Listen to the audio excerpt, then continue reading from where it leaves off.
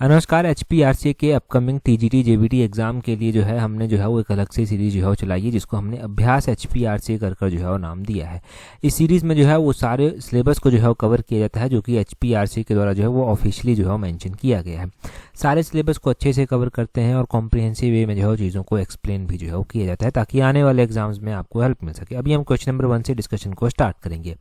बोलते हैं which of the following helps in determining the age of a tree. तो बोलते हैं निम्नलिखित में से कौन सा पेड़ की आयु निर्धारित करने के लिए मदद करता है। देखिए, अगर किसी पेड़ की आपने देखा होगा कि कोई 100 साल पुराना पेड़ है, कोई 200 साल पुराना पेड़ है, कोई 50 साल पुराना पेड़ है। अगर किसी पेड़ की आयु को निर्धारित करना है तो वो कैसे निर्धारित की जाती है। तो पेड़ के अंदर रिंग्स होती हैं और रिंग्स के माध्यम से उसको जो है वो निर्धारित कर सकते हैं। ऑप्शन डी जो है वो सही आंसर है। अब ये रिंग्स कहाँ पर होती हैं और कैसे पेड़ की एज जो है वो डिटरमाइन जो है वो होती है, वो भी जानते हैं। देखिए, पेड़ का जो तना होता है ना, तने के अंदर ये रिंग्स जो हैं वो होती हैं, छल्ले की तरह ये होती हैं। और हर साल जो है ये रिंग्स यानी कि ये छल्ले जो हैं वो बनते रहते हैं। जैसे मान लो 1 साल हो गया तो एक छल्ला बन जाएगा, 2 साल 2 छल्ले, उस तरह से हर साल छल्ले बनते रहते हैं और उसी के द्वारा जो है वो पेड़ की एज को जो है वो निर्धारित जो है वो किया जाता है। ठीक है, तो पेड़ की एज को कैसे निर्धारित करेंगे वो पता चल गया। अच्छा, जब ट्री की यहाँ पर बात हो रही है तो नेशनल ट्री ऑफ इंडिया जो है वो कौन सा है। अगर हम नेशनल ट्री की बात करते हैं तो बनियान ट्री, जो बरगद का पेड़ है, वो हमारा नेशनल ट्री जो है वो आता है। बनियान ट्री आपने ध्यान रखना है। अगर हम हिमाचल के कॉन्टेक्स्ट में बात करते हैं कि हिमाचल का जो है वो स्टेट ट्री कौन सा है, तो देवदार को जो है वो स्टेट ट्री का स्टेटस जो है वो दिया गया है। तो नेशनल ट्री का भी पता भी चल गया आपको, यहाँ से आपको हिमाचल के स्टेट ट्री का पता भी चल गया। अगले क्वेश्चन की ओर जो है चलते हैं। यहाँ से इतने ही क्वेश्चन काफ़ी हैं।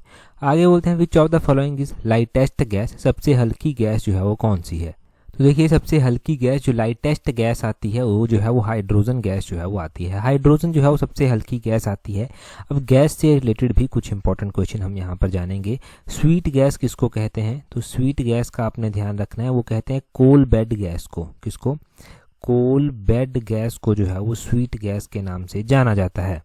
देखिए, जब हाइड्रोजन सल्फाइड की कमी हो जाती है तो ये कोल बेड मीथेन गैस जो है वो बनती है और इसी को जो है वो स्वीट गैस जो है वो बोला जाता है। वैसे ही जो है वो लाफिंग गैस जो है वो किसको बोला जाता है।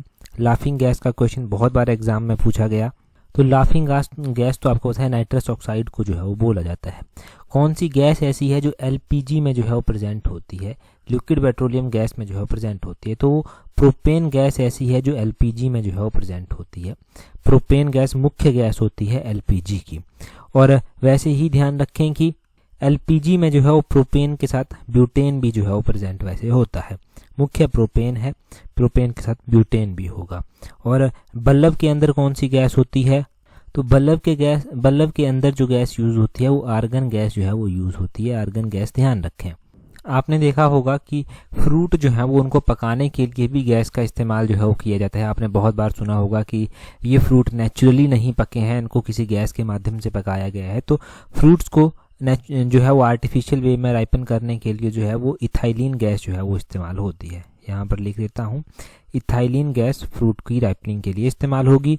अब हमारे एटमॉस्फेयर में जो है वो बहुत सारी गैसें पाई जाती हैं। सबसे अधिक मात्रा में जो है नाइट्रोजन गैस जो है वो पाई जाती है। ये नाइट्रोजन गैस कितने % पाई जाती है, 78% नाइट्रोजन गैस देखने को मिलेगी। उसके बाद ऑक्सीजन का नंबर आता है। ऑक्सीजन जो है वो 21% आपको देखने को मिल जाएगी।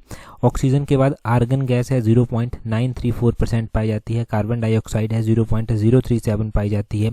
नियोन गैस है, 0.00182% जो है वो पाई जाती है। इस तरह से अलग अलग गैसेज जो है वो हमारे एटमॉस्फेयर में ये पाई जाती हैं। तो एटमॉस्फेयर की गैसेज का भी पता चल गया, हमने काफ़ी डिटेल से यहाँ से जाना। अगला क्वेश्चन देखिए, बोलते हैं who among the following introduce the famous Persian festival Nowruz in India. तो बोलते हैं कि किसने भारत में जो है वो एक नौरोज, एक फारसी त्यौहार है, इस उत्सव का जो है परिचय दिया था। तो ये नौरोज फेस्टिवल जो है किसके द्वारा इंट्रोड्यूस किया गया था इंडिया में। तो नौरोज फेस्टिवल का ध्यान रखना कि बलबन के द्वारा जो था वो इंट्रोड्यूस किया गया था। ऑप्शन ए जो है वो सही आंसर है। अब बलबन के बारे में भी थोड़ा सा जानते हैं। अगर आपने हिस्ट्री पढ़ी है तो हिस्ट्री में आपने इल्बारी डेंसिटी के बारे में जो है वो ज़रूर पढ़ा होगा। इल्बारी डेंसिटी में जो है वो अलग अलग राजा हुए। सबसे पहले कुतुबुद्दीन ऐबक जो है वो आते हैं। कुतुबुद्दीन ऐबक के द्वारा लाहौर में, दिल्ली में जो है वो बाद में चलकर, पहले लाहौर में राजधानी बनाई गई, फिर बाद में चलकर दिल्ली में उन्होंने जो है वो राजधानी बनाई थी। कुतुबुद्दीन ऐबक के द्वारा जो है वो कुतुब मीनार की स्थापना भी की गई थी। कुतुब मीनार की नींव इनके द्वारा जो था वो रख दी गई थी। बाद में चलकर कुतुब मीनार का काम तो इल्तुतमिश के कार्यकाल के दौरान जो था वो पूरा हुआ था। ये जो कुतुबुद्दीन ऐबक थे ना, ये जो था वो स्लेव डेंसिटी हुआ करती थी, इसके फाउंडर थे, तो इनको लख बख्श भी जो था वो बोलते थे। उसके बाद इल्तुतमिश जो है वो आए। इल्तुतमिश ने जो है वो एक तो कुतुब मीनार का जो काम चला हुआ था उस कुतुब मीनार के काम को पूरा करवाया। इसने जो है वो इक्ता सिस्टम जो था वो स्टार्ट किया था। तो क्वेश्चन पूछते हैं कि इक्ता सिस्टम किसके द्वारा स्टार्ट किया गया था? ये इक्ता सिस्टम इल्तुतमिश के द्वारा स्टार्ट किया गया था। इल्तुतमिश के बाद आई रजिया सुल्तान। रजिया सुल्तान जो आई ना, रजिया सुल्तान आई इल्तुतमिश के बाद, और इल्तुतमिश की बेटी थी।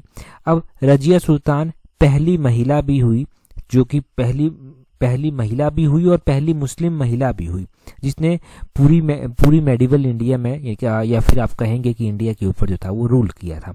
तो रजिया सुल्तान का जो कार्यकाल था ना, वो कहते हैं बड़ा ही टफ रहा था, क्योंकि उस समय आपको पता है कि महिलाएं कहाँ कंट्रोल करती थी किसी भी रियासत को, किसी भी देश को। तो उस टाइम इस तरह से अचानक से इल्तुतमिश के द्वारा रजिया सुल्तान को चुने जाना और रजिया सुल्तान के द्वारा हर एक चीज़ कंट्रोल करना, पार्टिसिपेट करना, युद्धों में, सभाओं में जाकर पार्टिसिपेट करना, वो अपने आप में एक अलग ही कहानी है। अगर हम रजिया सुल्तान के बाद बात करें, तब आए बलबन। बलबन जो आए ना, बलबन के कार्यकाल के दौरान जो है ये नौरोज एक पर्व, फेस्टिवल जो है वो स्टार्ट किया गया। बलबन के द्वारा और भी बहुत सारे चेंजेस किए गए। इसने मिलिट्री के ऊपर काफ़ी खासा ध्यान दिया। इसने मिलिट्री डिपार्टमेंट ही स्थापित कर दिया अलग से, जिसको दीवाने अरीज कहा गया। फाइनेंस डिपार्टमेंट इसने अलग से स्थापित कर दिया, जिसको दीवाने वजारत कहा गया।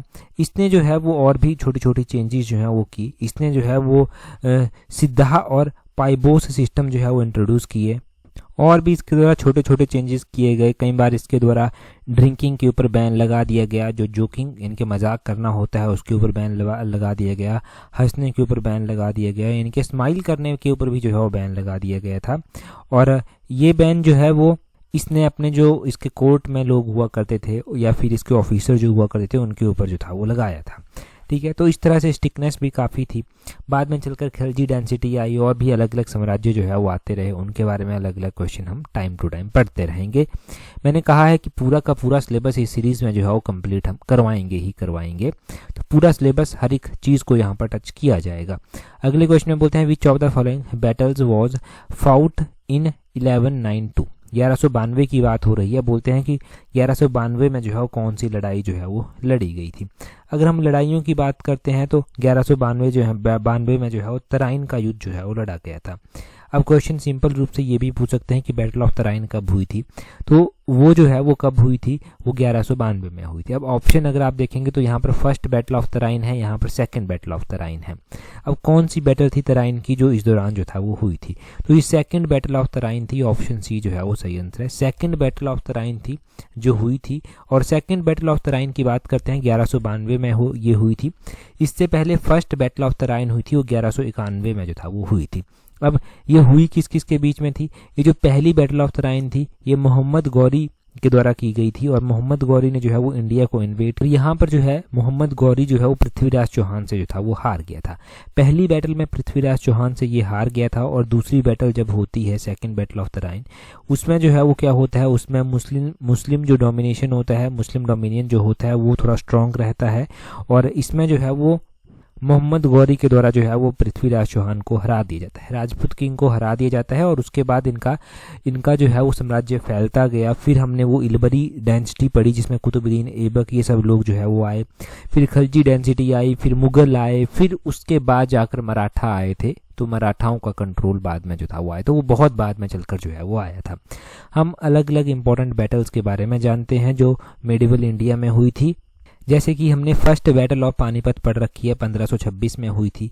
फिर हमने बैटल ऑफ खानवा पढ़ी थी, वो 1527 में हुई थी। हमने जो है वो बैटल ऑफ चंदेरी पढ़ी थी, वो 1528 में हुई थी। हमने बैटल ऑफ घाघर पढ़ी थी, घाघरा का युद्ध जो है वो 1529 में जो था वो हुआ था।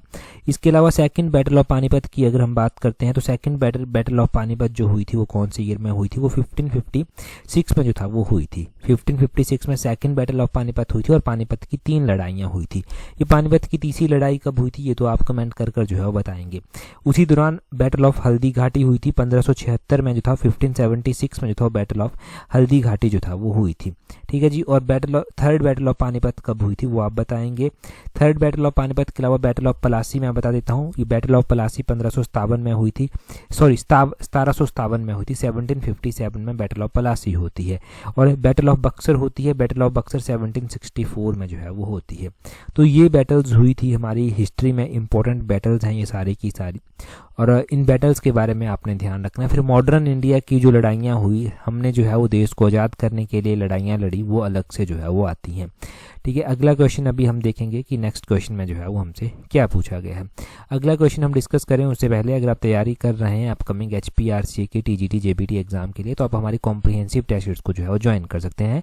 अब इसका लिंक नीचे डिस्क्रिप्शन बॉक्स कमेंट बॉक्स में जो है वो दिया गया। अगर आप तैयारी को लेकर सीरियस हैं और चाहते हैं कि फाइनल सिलेक्शन हो, मेरिट में आपका एक प्रॉपर रैंक आए, तो देखिए इसके लिए ये ज़रूरी है कि आप टेस्ट सीरीज को अच्छे से प्रैक्टिस करें। प्रैक्टिस करने के साथ साथ उसको रिवाइज करना बहुत ज़्यादा ज़रूरी है, तभी आपको जो है वो कमियों का पता चलेगा, उन कमियों के ऊपर आप काम कर पाएंगे और तभी इम्प्रूव कर पाएंगे। मेन फोकस जो हमारा है वो है कि जो कमियां आपकी रह जाती हैं, जिससे कहते हैं ना कि सिली मिस्टेक एग्जाम में हो गई यार, एग्जाम क्लियर नहीं हो पाया, तो वो सिली मिस्टेक्स को जो है वो एलिमिनेट करना और एक अच्छा रैंक लाकर जो है वो आगे बढ़ना, यही जो है वो हमारा एम है। तो अगर आप जुड़ना चाहते हैं स्लॉट 3 में टेस्ट सीरीज के साथ, क्योंकि स्लॉट 1 स्लॉट 2 ऑलरेडी फुल है, स्लॉट 3 में जुड़ना चाहते हैं तो स्लॉट 3 के लिंक नीचे डिस्क्रिप्शन बॉक्स कमेंट बॉक्स में दिए गए हैं। अगला क्वेश्चन देखिए, बोलते हैं Fazal Ali commission was appointed by government of India in which of the following year. ये फजल कमीशन जो है वो गवर्नमेंट ऑफ इंडिया के द्वारा जो है वो अपॉइंट किया गया था। यहाँ पर पूछते हैं कि ये फजल अली कमीशन जो है वो कब अपॉइंट किया गया था, कौन से ईयर की ये बात रही। तो फजल अली कमीशन जो था वो 1953 में अपॉइंट किया गया था। ऑप्शन ए जो है वो सही आंसर इसका हो जाएगा। अच्छा, ये फजल अली कमीशन था क्या, किससे संबंधित था? ये जो था वो एक स्टेट रीऑर्गेनाइजेशन कमीशन था और इसमें 2 अन्य मेंबर थे, 2 और भी इसमें मेंबर थे। इसके चेयरमैन तो जो था वो फजल अली थे। फजल अली के अलावा जो है वो KM पानीकर इसमें हुआ करते थे। KM पानीकर के अलावा HN कुंजरू जो है वो इसमें हुआ करते थे। कौन से? KM पानीकर और HN कुंजरू, यहाँ पर मैं लिख देता हूँ, ये 2 लोग जो हैं वो इसमें हुआ करते थे। टोटल 3 लोग थे और इस कमीशन के द्वारा अपनी रिपोर्ट जो था वो 1955 में जाकर जो था वो सबमिट जो था वो की गई थी। इसके द्वारा बहुत सारी रिकमेंडेशंस जो था वो दी गई थी, परंतु एक क्वेश्चन जो बनता है कि फजल अली कमीशन के बाद जो है वो कितने स्टेट्स, कितने यूनियन टेरेटरी बनी थी। तो बाद में चलकर जो है वो इसका रिजल्ट ये रहा कि 14 नए स्टेट बनाए गए और 6 यूनियन टेरेटरी जो था वो बनाई गई। ये जो 6 केंद्र शासित प्रदेश यानी कि यूनियन टेरेटरी बनाई गई थी, इसी में हमारा हिमाचल प्रदेश भी जो था वो आता था। तो यहीं से ध्यान रखें कि 1956 में ये स्टेट बनाए गए थे, ये यूनियन टेरेटरी बनाई गई थी और हिमाचल प्रदेश भी केंद्र शासित प्रदेश 1956 में ही बना था और 1971 तक वो केंद्र शासित प्रदेश बना रहा था। हिमाचल के अलावा अंडमान निकोबार, दिल्ली, लक्षद्वीप हो गया, जो जिसको लैकेडिप, मिनिकॉय, अमीनदीपी आइलैंड बोलते थे उस टाइम, मणिपुर हो गया, त्रिपुरा हो गया, ये 6 यूनियन टेरिटरी थी और 14 स्टेट थे। आंध्र प्रदेश, असम, बिहार, बॉम्बे, जम्मू कश्मीर, केरल, मध्य प्रदेश, मद्रास, मैसूर, उड़ीसा, पंजाब, राजस्थान, उत्तर प्रदेश, वेस्ट बंगाल। तो ये था स्टेट रीऑर्गेनाइजेशन कमीशन जो कि फजल अली की अध्यक्षता में बनाया गया था। इससे पहले एक धर कमीशन भी जो था वो बनाया गया था। तो ये जो धर कमीशन बनाया गया था, ये कौन से ईयर का कमीशन जो था वो था? तो धर कमीशन का आपने ध्यान रखना है कि धर कमीशन भी बनाया गया था और ये धर कमीशन जो था वो, ये धर कमीशन ना 1948 में जो था वो स्टेबलाइज किया गया था। तो धर कमीशन का भी पता चल गया कि 1948 में स्टेबलाइज किया गया था। अच्छा, एक यहाँ से बेसिक सा क्वेश्चन बनता है कि पहला जो स्टेट बनाया गया था लिंग्विस्टिक बेसिस पर, वो कौन सा स्टेट जो था वो बनाया गया था? कौन सा स्टेट बनाया गया था और कौन से ईयर में बनाया गया था? देखिए, जो लिंग्विस्टिक बेसिस पर, इनकी भाषा के आधार पर स्टेट बनाया गया था, वो आंध्र प्रदेश जो था वो बनाया गया था। ठीक है, Andhra Pradesh first linguistic state बना था और कौन से ईयर में? 1953 में जो था ये बनाया गया था। महीना कौन सा था जब ये बनाया गया था? तो 1953 में बनाया गया था, अक्टूबर के महीने में बनाया गया था। अगला क्वेश्चन देखिए, अगले क्वेश्चन में क्या बोलते हैं under which of the following article the governor can reserve a bill for president's constitution. तो बोलते हैं कि निम्नलिखित में से किस अनुच्छेद के तहत राज्यपाल राष्ट्रपति के संविधान के लिए एक विधेयक आरक्षित कर सकता है। देखिए, जब भी कोई बिल स्टेट पास करता है तो गवर्नर के पास जो है वो अलग अलग पावर जो है वो उस टाइम होती हैं। एक पावर होती है कि वो बिल को जो है वो रिटर्न कर देगा, दूसरी पावर होती है कि वो बिल को रिकंसीडर करेगा, पॉकेट वीटो होती है उसके पास, फिर वो जो है वो बिल को प्रेसिडेंट के पास भी जो है वो भेज सकता है। तो ये प्रोविजन जो है वो कौन से आर्टिकल के तहत आता है? ये प्रोविजन आर्टिकल नंबर 200 के तहत जो है वो आता है। ऑप्शन बी जो है वो इसका बिल्कुल सही आंसर जो है वो होगा। आर्टिकल नंबर 200 के तहत जो है ये स्पेशल प्रोविजन जो है वो डाला गया है। अगर हम गवर्नर की पावर्स के बारे में बात करते हैं किसी भी बिल को लेकर, क्योंकि प्रेजेंट टाइम का सिनेरियो भी ऐसे देखने को मिलता है कि अलग अलग स्टेट और स्टेट के जो गवर्नर हैं उनके बीच में कुछ ना कुछ तू मैं चलती रहती है। तो जब भी कोई बिल जाएगा, कोई भी स्टेट लेजिस्लेटिव असेंबली उसको पास करेगी, तो उसके पास जो है वो 4 तरह के अल्टरनेटिव होते हैं। पहला अल्टरनेट उसके पास ये होता है कि वो उस बिल को जो है वो अपनी मंजूरी दे दे और वो बिल एक एक्ट जो है वो बन जाएगा। दूसरा उसके पास जो पावर होता है वो ये होता है कि वो उस बिल को जो है वो विदहोल्ड कर दे, उसकी अपनी मंजूरी ना दे उसको, और ऐसे में वो बिल खत्म हो जाएगा और वो एक्ट नहीं बन पाएगा। और तीसरी पावर उसके पास वो होती है कि वो रिटर्न कर सकता है बिल को रिकंसिडरेशन के लिए हाउस में, परंतु अगर वो रिटर्न करता है तो ज़रूरी नहीं कि हाउस उसके ऊपर कोई चेंज करे। अगर बिल हाउस के द्वारा फिर से पास कर दिया जाता है विदाउट एनी अमेंडमेंट, तो गवर्नर के पास वो फिर से जाएगा और गवर्नर के लिए ये ज़रूरी हो जाएगा कि उस बिल को जो है वो मंजूरी दे ही दे। चौथी पावर ये होती है उसके पास कि वो बिल को जो है वो प्रेसिडेंट के पास कंसिडरेशन के लिए जो है वो भेज सकता है। तो ये होती है इसके पास 4 पावर्स। और with regard to money bill के रिगार्डिंग अगर हम बात करें तो मनी बिल के रिगार्डिंग उसको जो है वो बिल को मंजूरी देनी ही पड़ती है, या फिर उसमें भी वो ये कर सकता है कि वो उसमें जो है वो अपनी मंजूरी ना दे, या फिर उसमें वो ये कर सकता है कि बिल को जो है वो प्रेसिडेंट की रिकंसिडरेशन के लिए जो है वो भेज दे। तो मनी बिल को लेकर 3 तरह की पावर जो है वो होती हैं, बाकी के बिल होते हैं उनको लेकर 4 तरह की पावर्स होती हैं।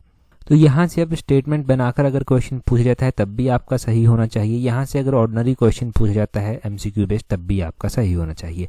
आर्टिकल भी आपने क्लियर कर लिया। अगला क्वेश्चन अच्छा, गवर्नर को अपॉइंट कौन करता है? गवर्नर को कौन अपॉइंट करता है ये आप कमेंट करके जो है बताइए। और गवर्नर की ओथ यानी कि शपथ किसके द्वारा ऑर्गेनाइज करवाई जाती है वो भी जल्दी से कमेंट कर जो है बता दीजिए। आपके लिए काम है छोटा सा। आगे बोलते हैं who was first person to land on the moon. तो मून के ऊपर लैंड करने वाला पहला पर्सन जो था वो कौन था?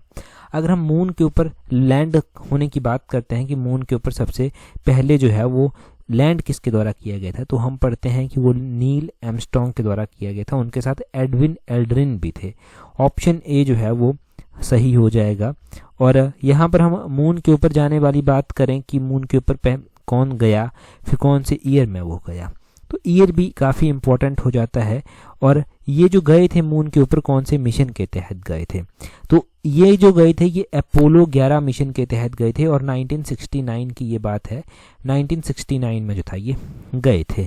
ठीक है जी। तो इनके नील आर्मस्ट्रांग का नाम ध्यान रखना है, एडविन एल्ड्रिन का नाम आपने ध्यान रखना है, और यहाँ से क्या क्या बातें नोट की जा सकती हैं। पहले इंडियन कौन थे जो स्पेस पर गए थे, तो पहले इंडियन थे राकेश शर्मा जो स्पेस के ऊपर जो था वो गए थे।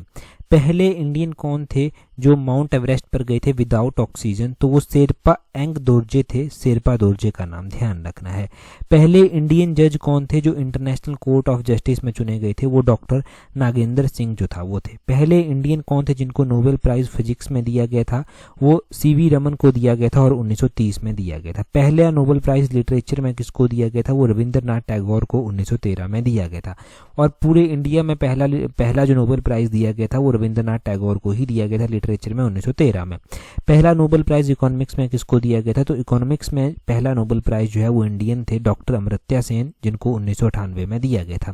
पहला नोबेल प्राइज मेडिसिन में या फिर जो आप कह लीजिए फिजियोलॉजी में किसको दिया गया था, वो डॉक्टर हरगोविंद खुराना को दिया गया था 1969 में। पहले इंडियन कौन थे जिनको भारत रत्न मिला था और कौन से ईयर में मिला था?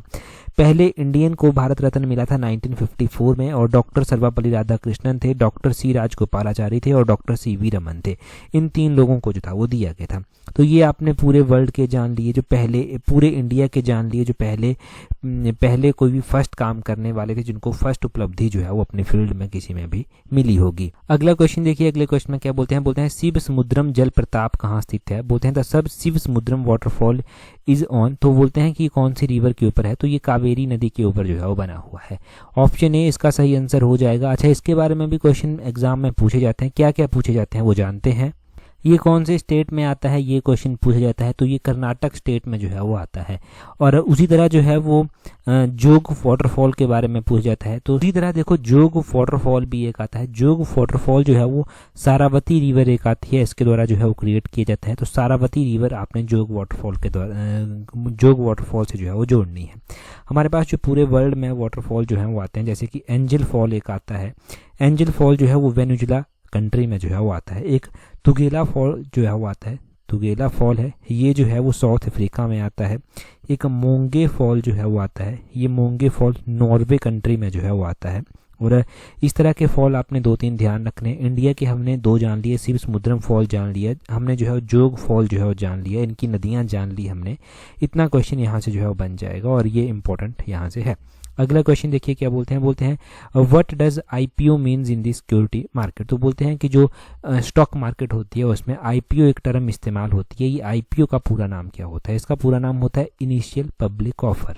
Initial public offer option C सही आंसर है।